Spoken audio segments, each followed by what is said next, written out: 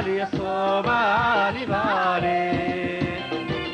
Somalia, Somali Bali.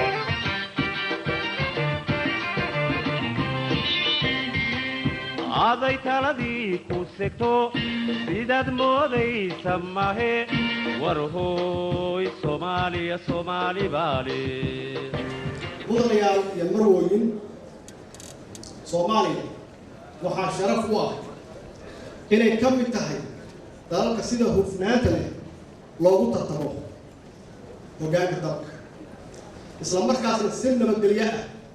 loogu kala wareego awoodda dalka waxaa sharaf noo ah inaan maanta halkan ay fadhiyaan madaxweynayaashii iga horreeyey oo aan soo wada shaqeynay muuqaalkan waa mid ay ku naaloonayaan ama ay ku naaloodeen dhammaan shacabka Soomaaliyeed wuxuuna midabada u aasay dhaqanka dimuqraadiyadda ah ee Soomaaliya qaadatay markii ay xorriyaddooda qaadatay sanadkii 1960 mudanayaal iyo marwooyin dowladdeena waxaa horyaala caqabado aad u fara badan inkastoo aanan dadaal yaraysan doonin haddana waxaan rabaa inaan shacabka Soomaaliyeed u caddeeyo in marka la eego sida uu u kooban yahay itaalka dowladeed dhanka dhaqaale iyo dhanka ciidan iyo security waxaa la qaban karaa ay koobnaan doonaan waana ognahay waana hubaa inaan jecelnahay ama jeclaan lahayn in 4 sano soo socota aan xalliyo dhammaan dhibaatooyinka jira laakiin taasi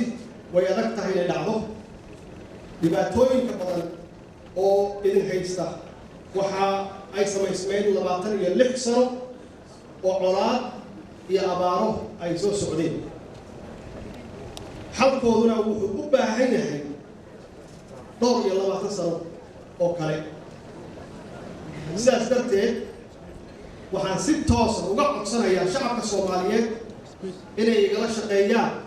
sidii aan u xallin lahayn dhibaatooyinka aasaasiga ah ee noogu daran 4 sano ee soo socota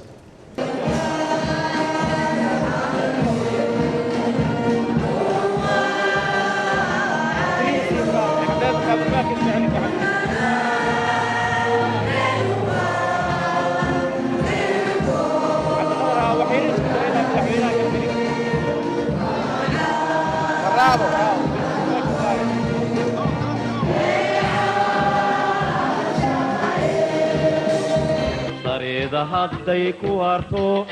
haddu silciyo dhib gaadho